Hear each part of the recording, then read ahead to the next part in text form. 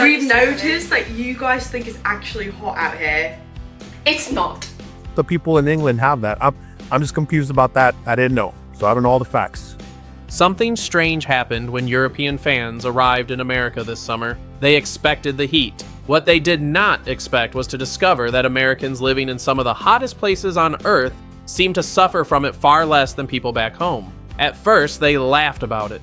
Americans had air conditioning everywhere. Homes, cars, restaurants, supermarkets, sometimes so cold that Europeans needed a jacket indoors. It seemed excessive. Until they realized something uncomfortable. In America, you can escape the heat almost whenever you want. In much of Europe, you simply endure it. But air conditioning is only the beginning. Behind it is an entire system America has spent decades building, from homes and public spaces to the way cities prepare for extreme temperatures. And once European visitors began noticing the difference, parts of life back home suddenly felt surprisingly outdated. So why does Europe, one of the wealthiest regions on Earth, still struggle with heat that America learned to live with decades ago? Here are 5 reasons European fans say Europe feels decades behind America, and the final reason may explain why this gap is becoming impossible to ignore.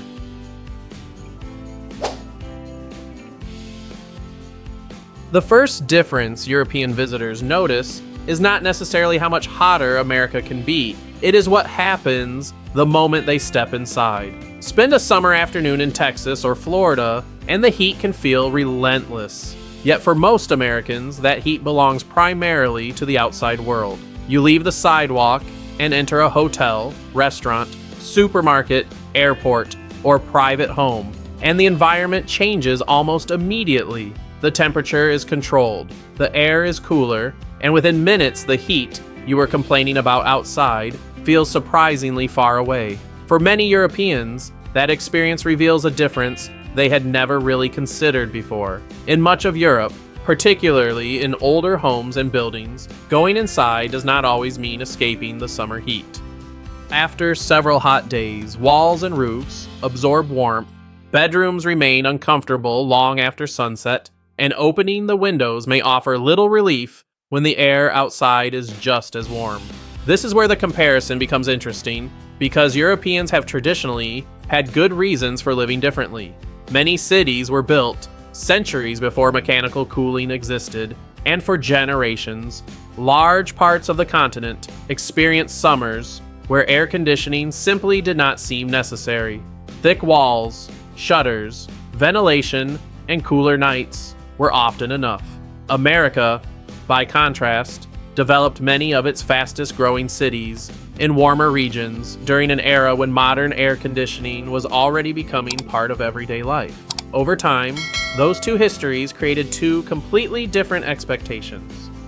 In America, people generally expect indoor spaces to remain comfortable regardless of what is happening outside. If a restaurant is hot in July, customers notice. If a hotel room cannot stay cool, guests complain. If the air conditioning stops working during a heat wave, it is treated as a problem that needs to be fixed rather than a normal part of summer that everyone simply has to endure. Across much of Europe, the expectation has often been different. People close the shutters during the day, open the windows at night, use fans, and adjust their routines around the temperature. That system worked reasonably well when extreme heat was occasional and nights brought enough relief to cool buildings down. But when several unusually hot days arrive one after another, the weakness becomes obvious. There may be nowhere to escape.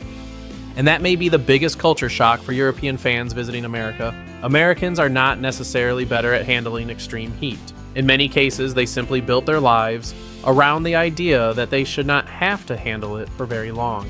A European visitor can stand outside in 100-degree heat and wonder how Americans possibly live this way, then walk through a single door and understand the answer.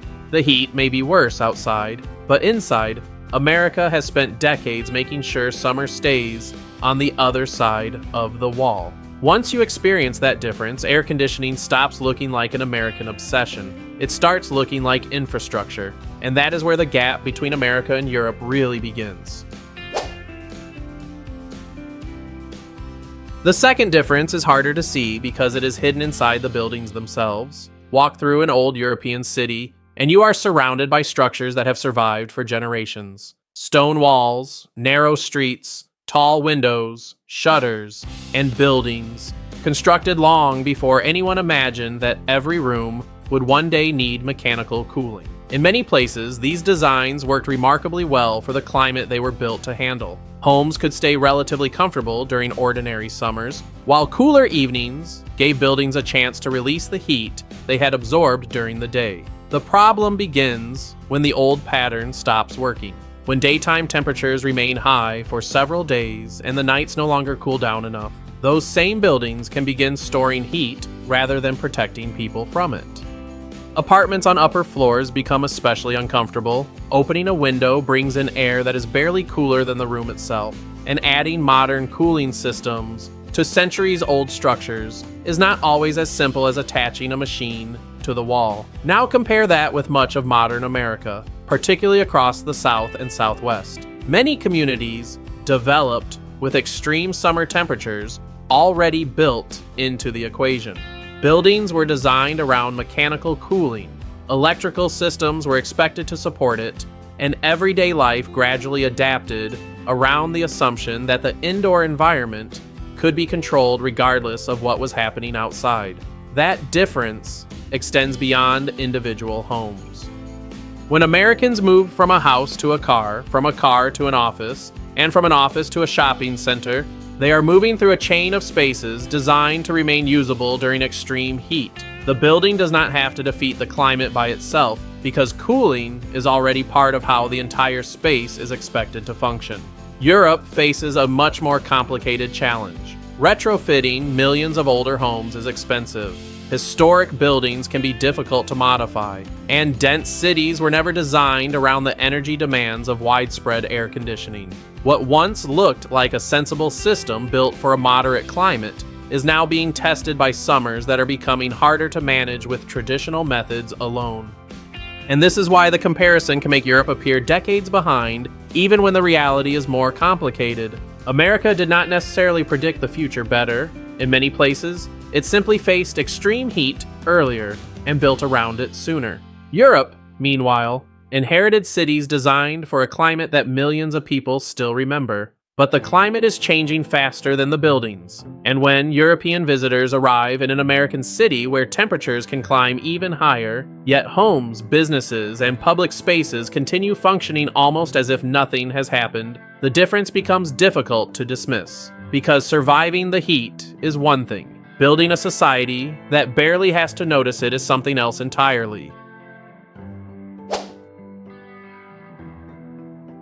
This is where the difference becomes much bigger than the temperature inside a house. Imagine spending a summer day in an American city when the temperature outside is approaching 100 degrees. You leave your air-conditioned home, step into an air-conditioned car, drive to a grocery store where the doors open automatically into a wall of cold air, stop for lunch in a cooled restaurant, and perhaps spend the afternoon inside a shopping mall, movie theater, museum, or library. By the time you return home, you may have spent only a few minutes actually exposed to the worst of the heat. For most Americans, there is nothing unusual about this routine. It is simply how modern life works. But for European visitors, especially those coming from cities where air conditioning is far less common, the surprising part is not that America has more cooled buildings. It is that those buildings connect together into an almost continuous system of escape. In many European cities, public life has traditionally been built around the outdoors. People walk to local shops, sit at cafes, use public transportation, and spend more time moving through streets and public squares. This is one of the great strengths of European urban life, and in comfortable weather, it can make American cities feel strangely isolated by comparison. But during a serious heat wave, that same lifestyle creates a very different experience because people are exposed to outdoor temperatures for much longer periods of the day. America made a different trade-off. Its dependence on cars and large indoor spaces is often criticized, sometimes for very good reasons, but when extreme heat arrives, that system suddenly reveals an advantage that is easy to overlook. The car becomes a cooled bridge between one controlled environment and another, while supermarkets, malls, restaurants, libraries, airports, and entertainment venues become places where people can continue their daily lives without remaining exposed to dangerous temperatures for hours. That distinction matters most when the heat lasts longer than a single afternoon. In America, a family can change where it spends the day without necessarily changing what it does. Children can play indoors, older people can spend time in cooled public spaces, and ordinary errands can continue even when being outside for long periods becomes uncomfortable. The heat changes the journey, but it does not always stop the day.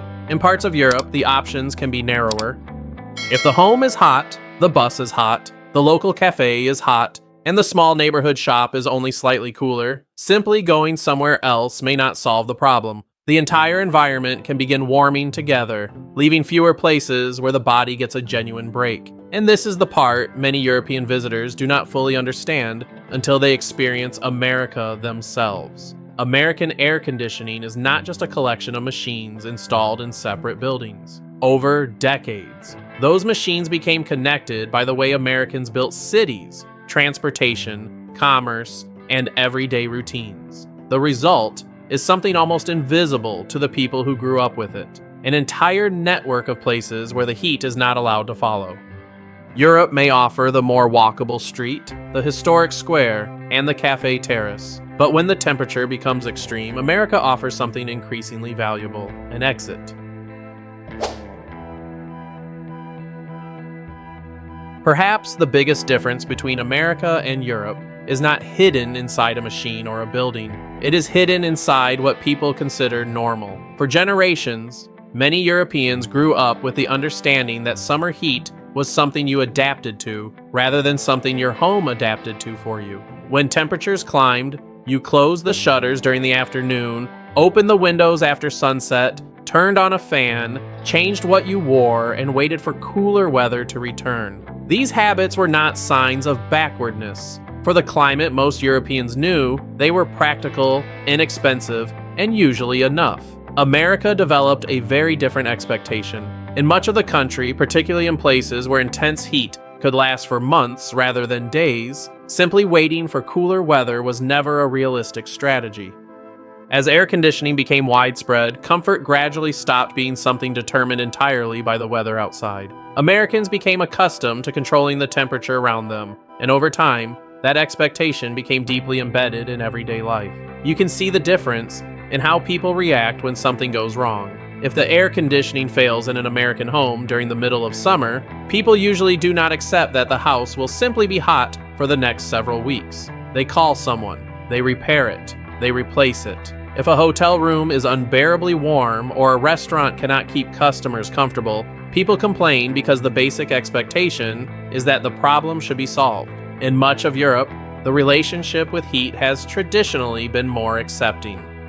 A hot bedroom in July may be unpleasant, but for many people, it has also been considered part of summer. You buy another fan, sleep with the windows open, avoid using the oven, and remind yourself that the heat will eventually pass. When everyone around you is doing the same thing, the inconvenience does not necessarily feel like a failure of infrastructure. It simply feels normal. But normal is a powerful thing, because it determines which problems a society decides are worth solving. This is why some European visitors find their perspective changing after spending time in America. At first, American temperature control can seem excessive. The supermarket is too cold. The restaurant is too cold. The hotel room is too cold. Americans seem unable to tolerate even a little discomfort, and Europeans often take a certain pride in being less dependent on technology. Then they return to a bedroom that is still hot at midnight, and suddenly, the question becomes more complicated. Is enduring the heat really a virtue when the technology to avoid it already exists? At what point does adaptation become an excuse for accepting conditions that no longer make sense? And if summers are becoming harder to manage, how long can a culture built around waiting for the heat to pass continue operating as if nothing has changed? America's answer was decided decades ago. If the environment is uncomfortable, change the environment. Europe's traditional answer was different. Change your behavior until the weather changes. Neither approach came from nowhere, and both were shaped by geography, history, energy costs, and culture. But as European summers become more difficult, the gap between those two mindsets is becoming increasingly visible. because sometimes the difference between being prepared and being unprepared is not whether you have the technology, it is whether you still believe you need it. And this may be the most important difference of all, because Europe's biggest problem is not that it lacks the money, the technology, or the knowledge to deal with extreme heat. It is that much of the continent was built around the assumption that extreme heat would remain temporary. For generations, that assumption made sense. A few uncomfortable days in July did not justify redesigning millions of homes, rebuilding electrical systems, or installing cooling equipment that might sit unused for most of the year. People opened their windows at night, closed their shutters during the afternoon, and waited. Eventually, the temperature dropped, the buildings cooled down, and life returned to normal. But what happens when the heat does not leave? What happens when one hot day becomes 5, when the nights remain warm, and when buildings designed to release heat after sunset never get the chance to cool down? At that point, the old system begins to reveal a weakness that was always there. It depends on the weather eventually cooperating. America learned a different lesson much earlier, largely because many of its fastest growing regions had no choice. Cities across the South and Southwest expanded in places where extreme summer heat was not an occasional event, but a predictable part of life. Homes, businesses, transportation, and public spaces gradually developed around the assumption that the outside temperature could not be trusted to provide comfort. That is why the comparison can feel so dramatic to European visitors today. They may arrive in an American city where the temperature outside is even higher than it is back home, yet the city continues operating. People still shop. Restaurants remain busy. Hotels remain comfortable. Daily life does not disappear simply because the thermometer climbs. Then they think about what happens during a major heat wave back home, and the contradiction becomes difficult to ignore. The place with the more extreme climate can sometimes feel better prepared for it. Of course, that does not mean America has solved extreme heat. Air conditioning consumes enormous amounts of energy, vulnerable people still face serious risks, and not every American has equal access to a safe, cool home. Nor does it mean Europe can simply copy the American model overnight. Its buildings are older, its cities are denser, its energy systems are different, and widespread cooling brings environmental and economic questions of its own. But the larger lesson remains. Europe spent generations adapting people to the climate. America spent generations adapting the environment to the people. For a long time, both approaches worked in the places where they developed. But as the conditions begin to change, one of those systems is being tested far more severely than before. And perhaps that explains why so many Europeans arrive in America laughing at the air conditioning, complaining that the supermarket feels like winter, and wondering why Americans need every room to be so cold. Then a few days pass. They walk through the Texas heat and into a cool restaurant. They sleep comfortably while the temperature outside remains high. They travel from a cooled hotel to a cooled car and into a cooled store without organizing their entire day around the sun. And slowly, the joke changes. Because the real difference between America and Europe was never simply who has more air conditioners. It is whether extreme heat is something you are expected to endure or something your surroundings are expected to protect you from. Europe is not incapable of catching up, and America does not have every answer. But when European visitors experience a place that has spent decades preparing for temperatures their own countries are only beginning to confront more regularly, it becomes easier to understand why some return home asking a question they never expected to ask. Maybe Americans were not overreacting to the heat after all. Maybe they were simply preparing for it earlier. And if Europe's summers continue moving in the direction they are moving now, the question may no longer be whether Europe wants to follow. It may be how quickly it can.